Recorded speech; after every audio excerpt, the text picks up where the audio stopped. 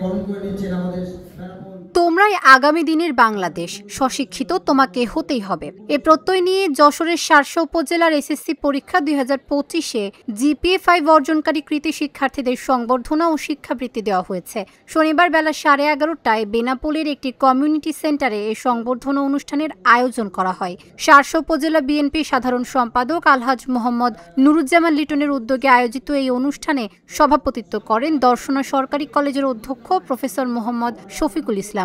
সংবর্ধনা অনুষ্ঠানে বক্তারা বলেন, নতুন প্রজন্মই আগামী দিনের বাংলাদেশকে নেতৃত্ব দেবে। তাদের মেধা ও সৃজনশীলতাকে বিকশিত করতে হলে নৈতিক ও মানবিক শিক্ষা জরুরি। শিক্ষার্থীদের সুশিক্ষা, দেশপ্রেম ও শৃঙ্খলার সাথে গড়ে ওঠার আহ্বান জানান তারা। অনুষ্ঠানে মাধ্যমিক ও উচ্চ মাধ্যমিক শিক্ষা বোর্ডের পরীক্ষা নিয়ন্ত্রক প্রফেসর ডক্টর আব্দুল মতিন, সহকারী পুলিশ সুপার আরিফ হোসেন, উপজেলার সহকারী কমিশনার ভূমি নিয়াজ মাখদুম, বেনাপোল পোর্ট থানার ওসি মানিক কুমার সাহা সহ বিভিন্ন শিক্ষা প্রতিষ্ঠানের শিক্ষক, অভিভাবক ও স্থানীয় গণ্যমান্য ব্যক্তিবর্গ উপস্থিত ছিলেন। এই আয়োজনে 184 জন শিক্ষার্থীকে সম্মাননা ক্রেস্ট ফুলের শুভেচ্ছা ও শিক্ষাবৃত্তি দেওয়া হয়।